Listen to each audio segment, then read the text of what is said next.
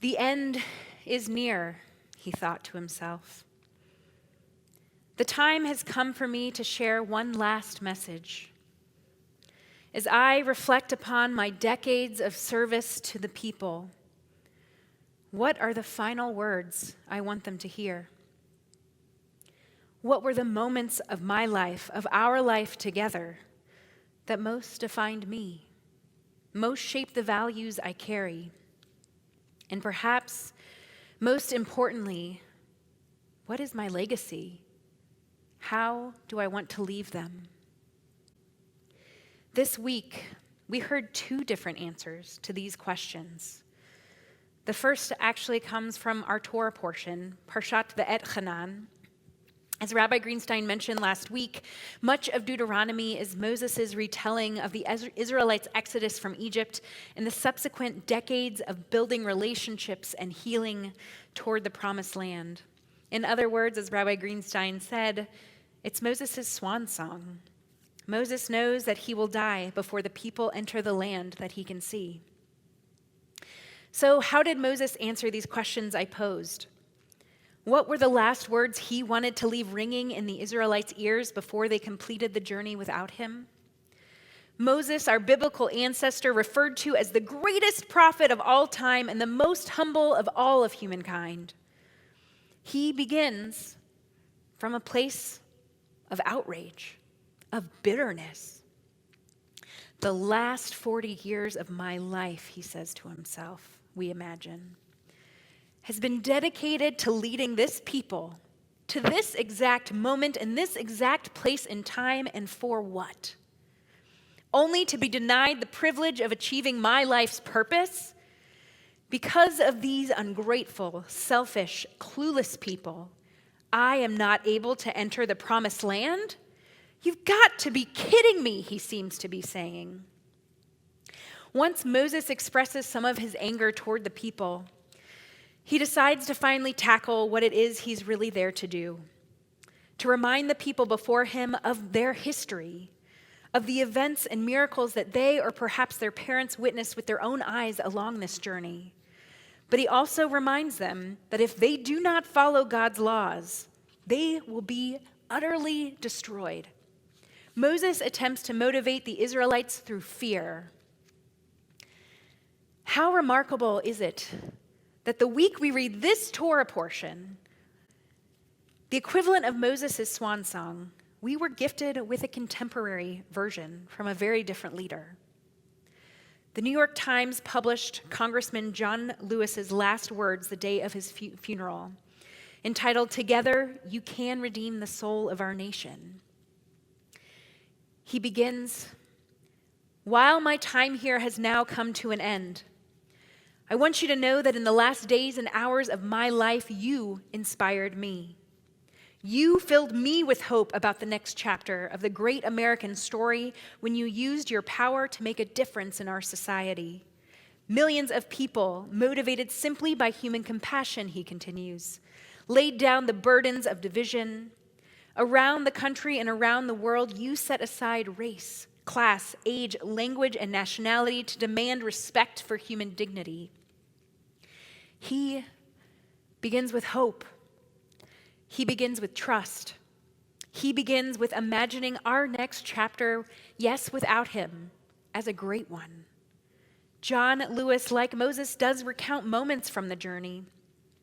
Moments of true terror, like the murder of Emmett Till, and how it served as a reminder that the simple act of living as a black boy in the Deep South was enough to have your life violently ended. We know he knew on a personal level, too, the depth of baseless hatred, having been beaten nearly to death by officers in uniform on behalf of the state. And still, these memories of his, of witnessing firsthand the most disgusting parts of our society, of being reminded time and again that humanity will let you down, he was not angry. He did not allow outrage to overtake him, which some might argue would have been understandable if he did. He approaches his task of writing down his final words instead with love. Quoting his beloved friend, the Reverend Dr. Martin Luther King Jr., he writes that king said, "It is not enough to say it will get better by and by." He said, "Each of us has a moral obligation to stand up, and speak out. When you see something that is not right, you must say something. You must do something. Democracy is not a state," he says. It is an act. And each generation must do its part to help build a nation and world society at peace with itself. Oddly enough, despite Moses' directly expressed bitterness, this is a message he too attempts to convey. That life is inherently filled with choice, and you will be tempted to stay silent or to chase after falsehoods or even to spread misinformation. But you must stay diligent, they both say. It takes action to show where you stand, and not just once. It is a continuous process. And perhaps that is why we find the words of the Shema and Ve'ahavta embedded in this speech, this Torah portion as well. The 6 words of the Shema remind us not only of God's oneness, but of the oneness of humanity. Or as Rabbi Milton Steinberg puts it, that humanity is unity.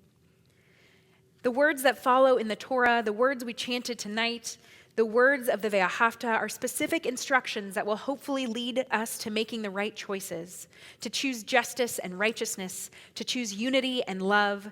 Love, like democracy, is an action. What does love in action look like? In Judaism, we show love for God by showing love for one another, by pursuing justice, by protecting the disenfranchised, by being steadfast in our commitment to equity. John Lewis gives us concrete guidance of what love in action looks like today. In his final words, he says, "Ordinary people with extraordinary vision can redeem the soul of America by getting in what I call good trouble, necessary trouble. Voting," he says, "and participating in the democratic process are key. The vote is the most powerful nonviolent change agent you have in a democratic society. You must use it because it is not guaranteed. You can lose it. Voting is an act of love." Moses ends this portion of his message by trying to instill fear in the people yet again, warning them of what devastation will face them if they do not follow God or God's laws. And maybe that was the motivation the Israelites needed. Who knows? But imagine instead a Moses who approaches his last moments with the Israelites with hope instead of bitterness. Perhaps he would have shared words similar to John Lewis, who said, "Though I may not be here with you, I urge you to answer the highest calling of your heart and stand up for what you truly believe. In my life," he says, "I have done all I can to demonstrate that the way of peace, the way of love and nonviolence is the more excellent way. Now it is your turn to let freedom ring." At the end of one's life, it is natural to reflect on that life that you lived, to carefully reconstruct moments, relationships, locations, experiences, and connections. But the truth is, we do not have to wait until we are on death's door to think about the message we want to share with others. How are the actions that we live our life? How do they define us? When you do this exercise, I hope you remember that you have a choice too. You can be like Moses and try to inspire others with fear and loss and scarcity. Or you can be like Congressman John Lewis and lead with trust, hope, and love.